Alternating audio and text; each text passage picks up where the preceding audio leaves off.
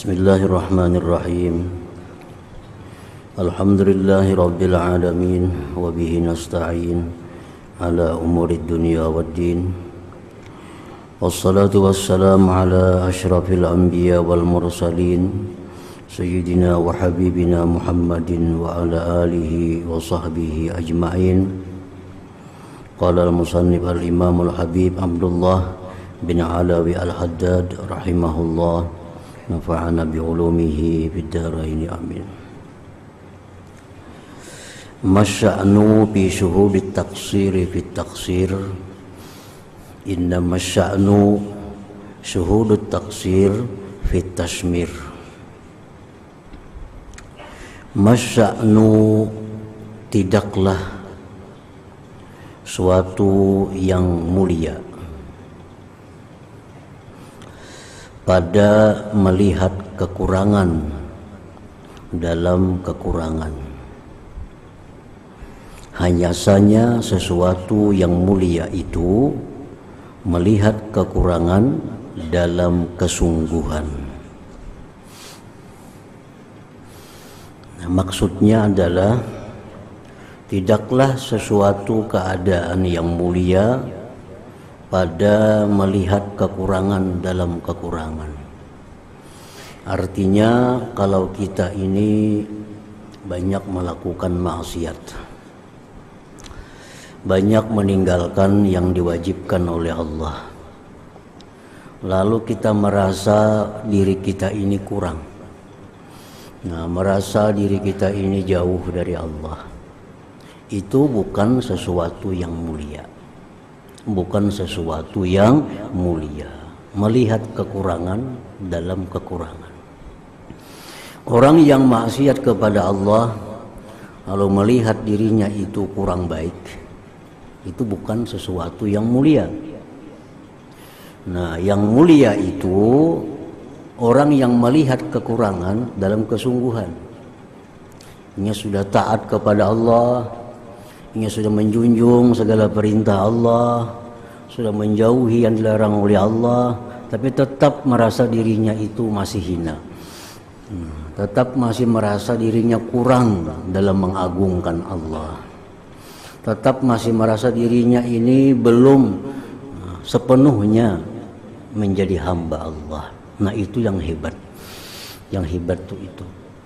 Kalau orang fasik mengaku diri fasik itu biasa aja, wajar. Orang fasik mengaku dirinya fasik itu wajar. Tapi kalau orang itu taat kepada Allah, merasa dirinya belum bagus, merasa dirinya belum baik, nah itu yang luar biasa. Nah, itu yang luar biasa. Jadi masya'nu fi syuhudit taqsir fit taqsir, inna masya'nu syuhudut taqsir fit tashmir. Dia sudah sungguh-sungguh baca Quran, memperhatikan tajwidnya, sungguh-sungguh membaca Quran, memperhatikan makhrajnya, apalagi tartilnya. Selesai dia baca Quran tetap merasa belum pas apa yang dia baca itu. Nah, belum sebujurnya yang dia. Nah, itu yang mulia.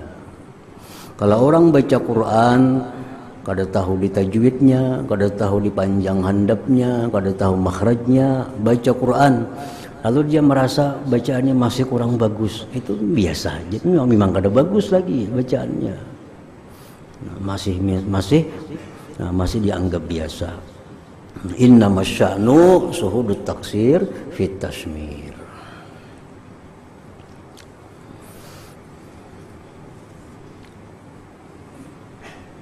Semacam lagi contohnya Abu Bakar Siddiq radhiyallahu anhu, Umar bin Khattab radhiyallahu anhu, dan para sahabat Nabi yang 10 yang dijamin oleh Rasulullah masuk dalam surga. Nah, mereka ini begitu disebut oleh Nabi kita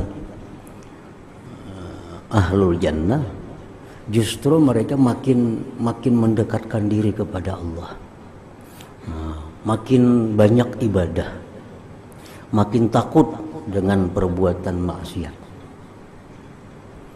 Nah, ditanya oleh sahabat yang lain, kenapa makin banyak beribadah, pada biasanya. Kenapa makin takut maksiat daripada biasanya? Maka sudah dapat jaminan oleh Rasulullah masuk surga. Nah, mereka menjawab bahwa jaminan masuk surga itu mereka yakini benar karena ucapan Rasulullah.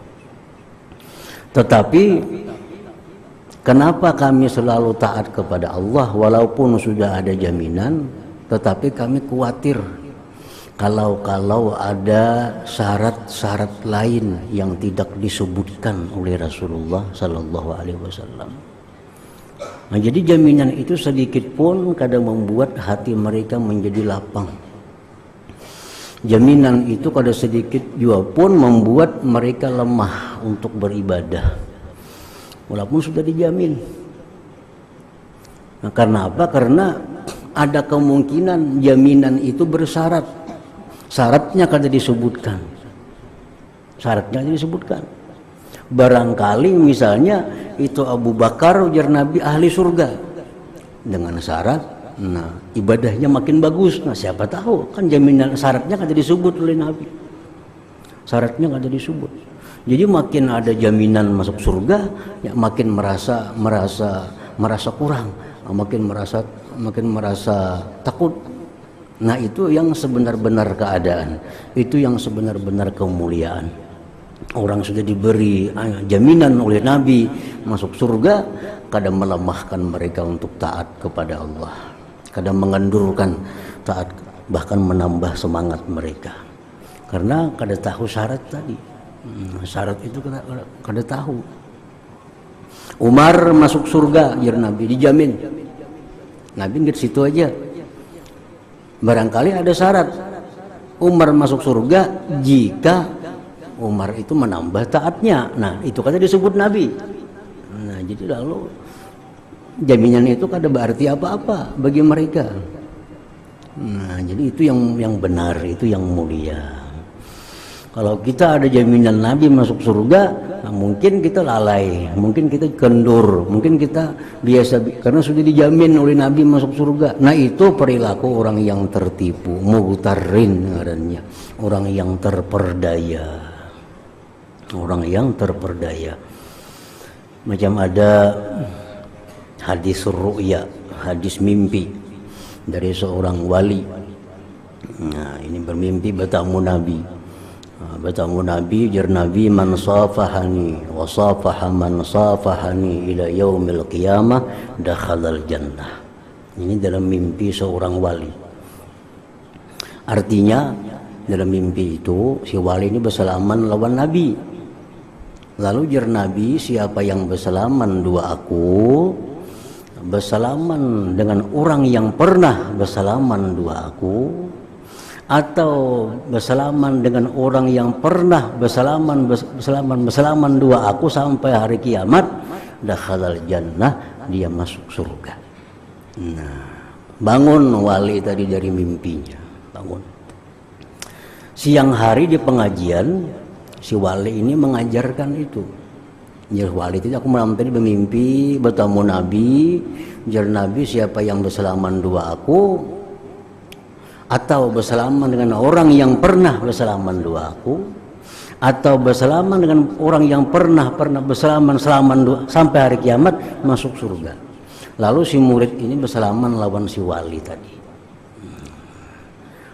Murid itu salaman dengan wali, karena wali ini pernah salaman dua nabi. Si murid ini mengijazahkannya kepada muridnya belakangan, karena dia pernah bersalaman dengan si wali tadi sampai hari kiamat, silsilahnya nih. Nah, jadi bersalaman itu ada jaminan masuk surga.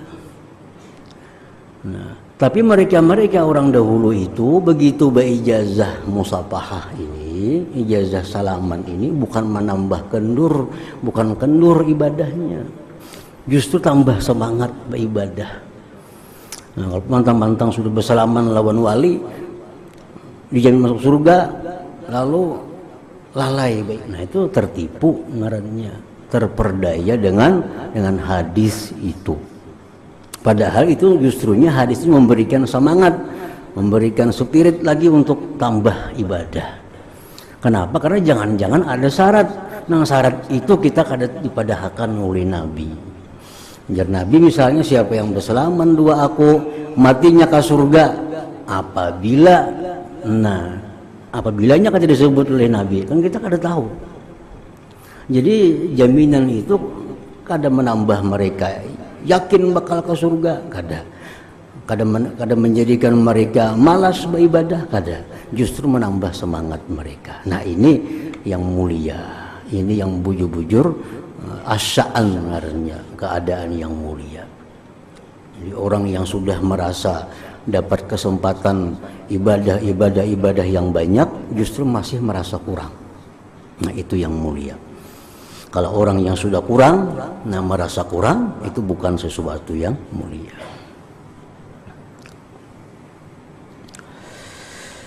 Yakunul khairu fil aktsar syaqqan fil hal hulwan fil ma'al wa masalu fa'ilihi masalul ladzi yas'adu fil aqabatil ka'ud la yajidur rahata hatta yantahiya ila a'laha wa syarru yakunu fil aksar hulwan fil hal wa syaqqan fil istiqbal wa masalu fa'ilihi masalul ladzi yaqa'u min zarwati jabalin aw baitin la yajidul alama hatta yaqa'a 'alal ardi. Adalah kebaikan itu, perbuatan taat umumnya sulit pada ketika itu. Perbuatan taat itu sulit pada ketika itu. Nah, kenapa perbuatan taat itu sulit? Karena bertentangan dengan nafsu. Nafsu kada mau taat. Kalau orang ada merasa nikmat dalam ibadah, ini antara dua. Satu, orang yang ma'rifat kepada Allah, atau orang yang murain, orang yang riya. Jadi artinya lazzatul ibadah, kelezatan beribadat itu kadang mesti bagus. Aku nyaman hati bila baca Quran, kada tentu baik. Nah kalau orang ma'rifat kepada Allah, dia baca Quran, hatinya pun lezat. Hatinya pun lezat. Nah orang yang riya pun, dia yang baca Quran, ia pun senang, ia pun nikmat karena didengar orang, diperhatikan orang. Nah, baca Quran sejus, dua juz, kadang merasa lapah, bahkan merasa karena didengar orang, dinilai orang. Nah, jadi kelezatan beribadah itu kadang mesti satu yang baik. Bisa orang yang riya, bisa orang yang ma'rifat. Namun aksar umumnya ibadah itu pasti sulit karena bertentangan dengan nafsu. Nah, orang-orang awam ibadahnya pasti sulit kalau kada riya. Orang-orang yang salikin ibadahnya pasti sulit. Hulwan fil ma'al, manis pada kesudahannya. Nah, karena kesudahan ini memang ibadah itu membuahkan kenikmatan. Tapi di waktu melaksanakan itu pasti susah. Nah, pasti susah. Hulwan fil ma'al, manis di akhirnya.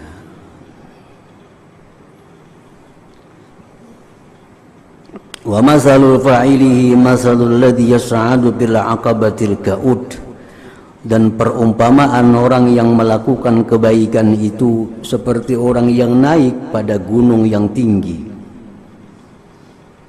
mendaki gunung yang tinggi. La yajidur rahah, dia tidak dapat kelapangan hatta yantahiya ila alaha, sehingga dia sampai ke puncaknya. Orang yang naik gunung pasti susah payah. Nah, sampai di puncak hanya ada lapangnya. Nah, itulah ibadah. Pasti waktu melaksanakan ibadah itu menemui kesusahan.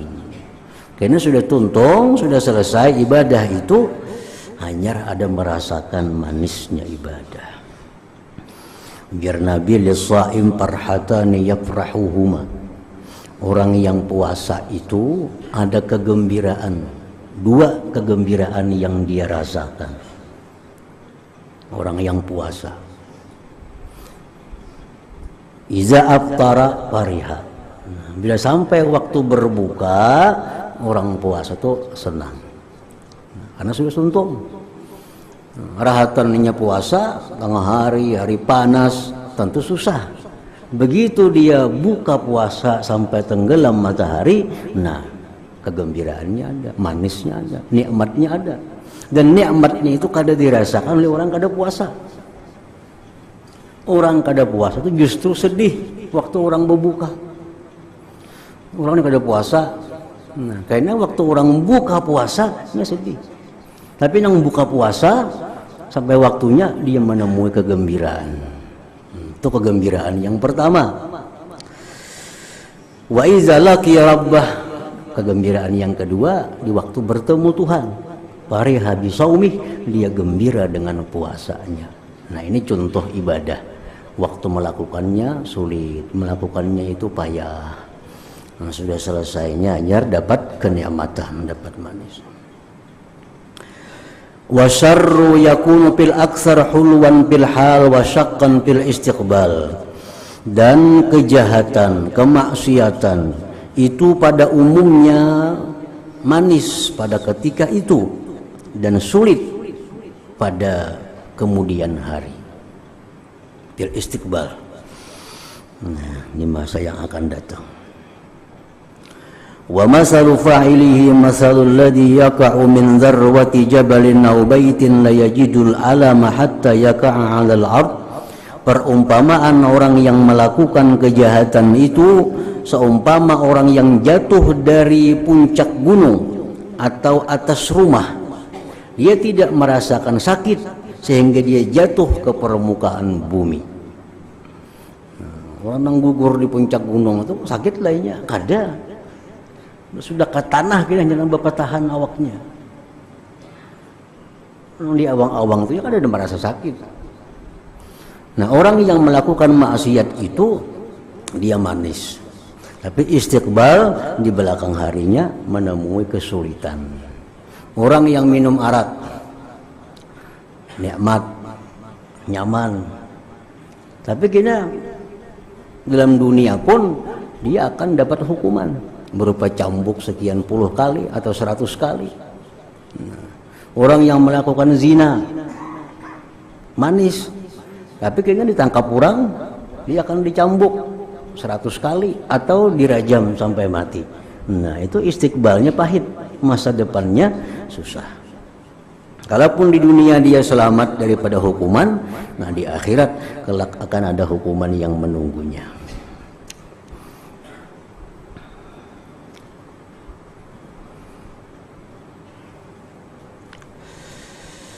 Nah, kemudian yang ke-55, la yambagi an ta'tadda bi ukhuwati akhin yastati'u ayyam fa'aka fala yaf'al. La yang bagi anta tadda bi ukhuwati akhin, tidaklah patut engkau menganggap dengan persaudaraan seorang saudara yang dia mampu memberikan manfaat kepada engkau, maka dia tidak melakukannya. Nah, itu artinya kadakawa dipadahkan persaudaraan.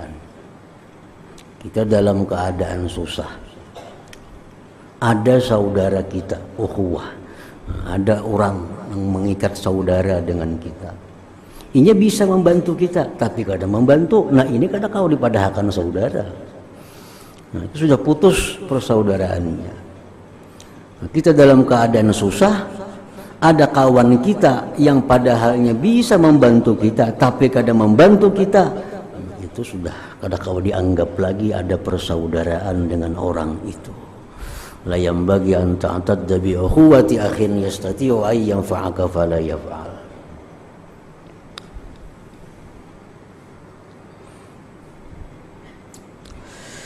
Idza aradta an tastafiya insanan li nafsik fala ba'sa an tamtahinahu bima la yasihhul istifa'u biduni. apabila engkau menghendaki memilih seseorang untuk diri engkau, baik dijadikan kawan, baik dijadikan kongsi usaha, baik dijadikan pasangan hidup laki atau bini, baik untuk dijadikan guru kita. Kita hendak menjadikan orang itu sebagai guru kita misal, atau kawan kita. Tidak mengapa engkau uji dia. Engkau uji dia. Engkau uji dia dengan sesuatu yang tidak sah memilih dengan tanpa diuji itu. Supaya jangan ada penyesalan di belakang harinya. Jadi jangan memilih orang untuk diri kita hanya sebatas kita menerima kabar, hanya sebatas kita melihat, tapi kadang mengapa kita menguji dia. Kita uji dia. Apakah orang ini patut untuk dijadikan sesuatu terhadap diri kita, kawan atau pasangan atau lain-lainnya. Jadi artinya kada dilarang dalam agama kita menguji orang, menguji kejujurannya misalnya, atau menguji keilmuannya. Kalau hendak kita olah jadi guru, kita uji keilmuannya. Ini itu kada dilarang dalam agama. Fala ba'sa an tamtahinahu bima la yasihul istifa'u biduni. La tashab illa man tastati'ul qiyama bihuquqihi wa la yuhwijuka li talabi huquqik li kamali qiyamihi biha. La tashab, jangan engkau bersahabat. Sahabat ini lebih khusus daripada sekedar kawan. Sahabat itu lebih halus lagi. Macam Nabi itu kan, Nabi itu ada sahabat-sahabat. Jadi kata-kata sahabat itu lebih terikat daripada sadik, teman. Sahabat. Jangan kau bersahabat kecuali orang yang engkau mampu melaksanakan dengan hak-haknya.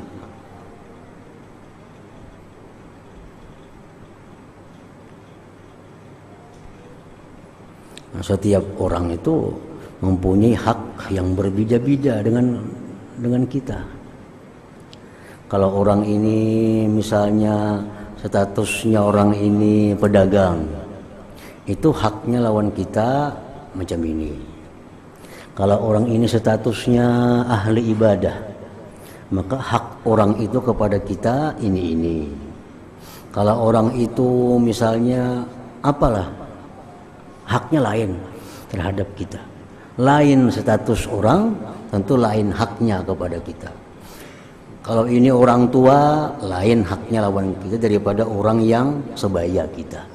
Kalau ini orang lebih muda dari kita, lain haknya dengan orang yang sebaya dengan kita. Nah, jadi jangan kita memulah sahabat, kecuali orang yang kita mampu melaksanakan hak-haknya yang ada pada diri kita.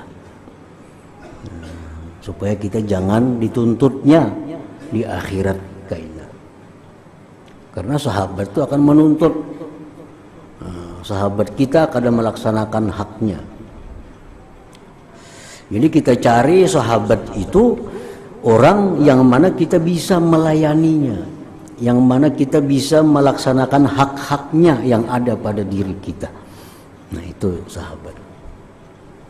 Wala yuhwijuka li talabi huquqika li kamali qiyamihi biha, dan tidak menghajatkan dia akan engkau untuk menuntut hak engkau karena sempurnanya melaksanakannya dia dengan hukuknya itu. Jadi yang kita ulah jadi sahabat itu orang yang kita bisa menunaikan hak-haknya, dan orang yang bisa menunaikan hak kita yang ada pada dirinya. Artinya itu yang dijadikan sahabat.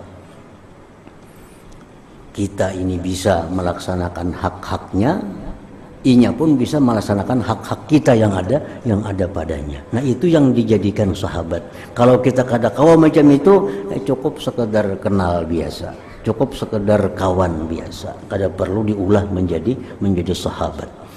Karena perbedaannya jauh antara kenalan dengan sahabat itu.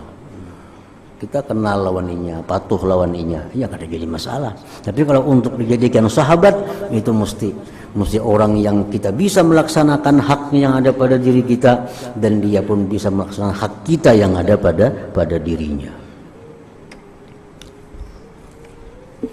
Nah, makanya itu di dalam agama kita itu ada istilah kawin itu sakufu. Kawin itu sakufu. Karena itu bagian daripada ini. Jadi artinya kawin sakufu itu, misalnya ini pedagang, nah carilah pasangan itu yang anak pedagang. Karena haknya kada jauh. Kalau ini orangnya petani, maka petani jualah mencari. Karena menunaikan haknya itu kada sulit. Nah, tapi kalau ini orangnya orang yang mulia kedudukannya, nah ini tentu haknya banyak haknya. Nah, mungkin kita kadang akan bisa melaksanakan hak-haknya yang ada pada diri kita itu. Nah, macam misalnya orang biasa kada dibolehkan mengawini orang syarifah, orang keturunan Nabi. Kenapa sebabnya? Karena haknya banyak. Sanggup kita melaksanakan haknya? Apa haknya syarifah itu terhadap kita manusia yang kada keturunan Nabi? Sangguplah kita? Jangan sampai memarahi inya, membebani inya, menyusahkan inya. Kawalah kita mulahkan kopi entah malam, kawalah. Amunnya kauyuhannya kada akan mulahkan. Kada kawa kita membebani karena haknya memang tinggi. Nah, jadi jangan sampai kita bersahabat, apalagi diulah pasangan hidup yang kita sulit untuk menunaikan hak-haknya yang ada pada diri kita itu. Nah, oleh karena itu agama kita mengajarkan untuk mencari pasangan itu cari yang sekufu, setingkat, sederajat, supaya ini sudah terbiasa. Jadi kada sulit lagi menunaikan hak masing-masing itu. Man awwala fi isqati huquqi ikhwanihi ala qabulil uzri kana aqalla ma yalqahum bi al-ghishyu wal makruh. Barang siapa yang menyandarkan, atau mengandalkan pada menggugurkan hak-hak saudaranya atas diterimanya suatu alasan, adalah sekurang-kurang sesuatu yang ia jumpai akan saudara-saudaranya itu dengan sesuatu itu, al-ghishyu wal makruh, yaitu menipu dan memperdaya. Orang ini orang yang kada kawa melaksanakan hak saudaranya, lalu hanya mengandalkan alasannya inilah kada kawa aku semua datang kawalahi kami kam garing. Kan kalau kita punya sahabat, punya kawan nang garing, itu haknya dia pada kita, mesti kita jingok, itu kan haknya. Nah, ini kada dijingok karena kebalasannya mana aja, apa-apa misalnya alasannya. Nah, orang nang kebiasaan macam itu, nah itu kena jadi penipu. Jadi memperdaya, selalu mengandalkan alasan-alasan tanpa bisa menunaikan hak saudaranya pada dirinya itu.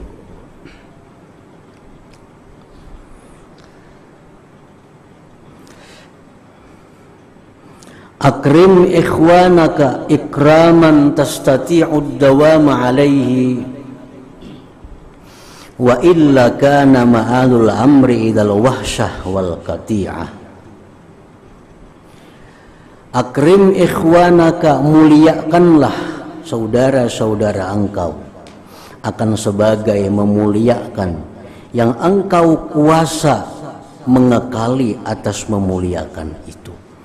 Jikalau tidak, adalah akhir perkara kepada liar dan putus. Jadi artinya kalau kita menghormati saudara kita, memuliakan saudara kita, berilah dia kehormatan, berilah dia kemuliaan yang kita akan bisa terus-menerus melakukan itu. Jangan habis-habisan artinya. Ini memuliakan kawan habis-habisan. Itu dilarang dalam agama, ngarannya takallub. Esok ini datang pulang kawan, kata kau lagi muliakan kayak semalam, habis barangnya. Nah, jadi muliakan saudara engkau itu akan sebagai memuliakan yang engkau bisa mengekali atas memuliakannya itu. Nah, kayak apa kita supaya datang hari ini kita muliakan sedemikian rupa. Anda katanya datang, karena minggu akan datang, kita masih bisa memuliakannya seperti yang itu. Nah, datang karena pulang bulan Dudi, kita masih bisa menghormatinya seperti menghormatinya datang yang pertama kepada kita. Nah, itu yang disuruh. Jangan dihabiskan di awal artinya. Kayaknya datang pulang memuyaki pulangnya jarang, akhirnya jadinya kayak itu. Karena habis-habisan yang pertama sudah memuliakan. Jadi muliakanlah sekedar memuliakan yang engkau bisa mengekali atasnya. Wa illa jika tidak, nah ya tadi jika tidak habis-habisan adalah akhir perkara kena kepada liar dan putus. Nah, akhirnya kena putus. Dengar kabar nak datang jar bisa berhilang kena kemana kau buka? Kenapa kemuliakan kada kau lagi habis? Karena dipol dari awal. Jadi begitu datang kena orangnya, ada bukai lawang lah, sembunyi ke mana lah.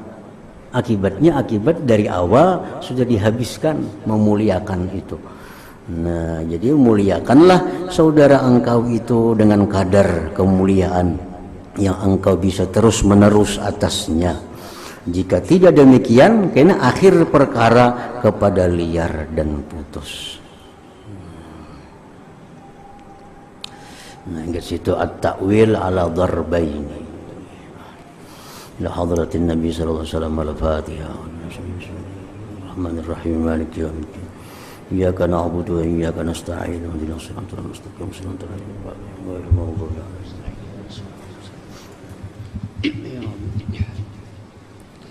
Bismillahirrahmanirrahim. Alhamdulillahirabbil alamin wassalatu wassalamu ala asyrafil anbiya'i wal mursalin wa ala sahbihi ajmain. Allahumma inna nas'aluka ridhaka wal jannah wa na'udzu bika sa'atika wan nar. Allahumma innaka 'afuwwun karim tuhibbul 'afwa fa'fu 'anna wa walidina wa li jami'il muslimin wal muslimati ya arhamar rahimin. Sallallahu ala sayyidina Muhammadin wa ala sahbihi wasallam. Alhamdulillahirabbil alamin.